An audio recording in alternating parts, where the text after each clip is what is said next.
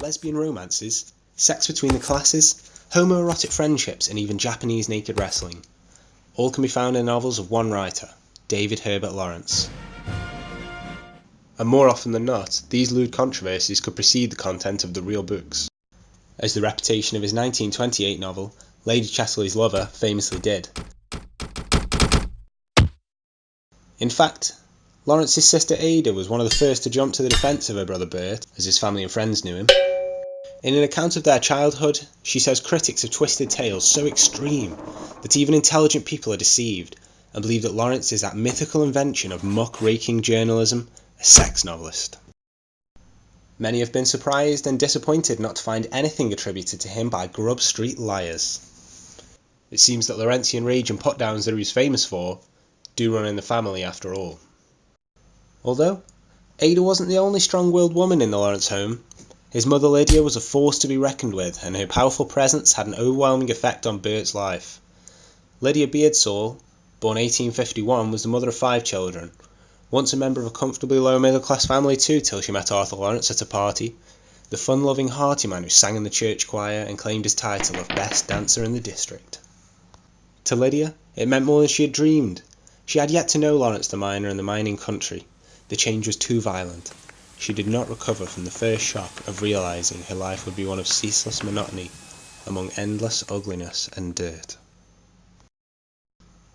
With class difference already coming between them, intellectual aspirations barred the two from ever connecting. She loved to read, and every week piles of books were fetched from the local library. While Arthur was a stranger to any but newspaper literature, Lydia was of a different breed. She read a good deal and wrote poetry. And when the children came, she lived alone with them. Arthur was a stranger in the house. Even outside of the Lawrence home, Lydia was estranged from her neighbours too. Lydia's life would be pretty lonely without her children. Being educated and from Nottingham, she had nothing in common with her Eastward neighbours. To make matters worse, the Eastward dialect was something Lydia could never quite grasp, with locals saying that she put on her proper English accent, that she put on airs. Even her own children were wary to let slip their Mauds and Mannies in front of mother. But if Lydia was taken back by this, she never showed it. She was a strong and impressive maternal figure and guided all 5 children to a life better than their mining fathers. And her hopes were always in the hands of her second eldest, Ernest, joker and life and soul of the party. But at the age of 23, Ernest died from a bout of pneumonia while in London, which broke the family's heart. And on Lydia's arrival, the day before his death, he could not quite remember who she was. Lydia was distraught. She never joined in with family festivities quite the same again. But, with the coming years and with teenage Bert's prospects never looking better, achieving a scholarship to the prestigious Nottingham High School and well on his way into a career in teaching, Lydia shifted the weight of her influence onto young Bert. This relationship is what Lawrence speaks about in Sons and Lovers. Through Paul Morell and his mother Gertrude, along with the 2 romantic relationships both affected by an overbearing mother. Lydia Lawrence tragically died from cancer in 1910, a year before the publication of her son's first novel. But before her death, a special copy of The White Peacock was printed, so that she might read it. Lawrence's inseparable bond with his mother is nowhere clearer than in Sons and Lovers.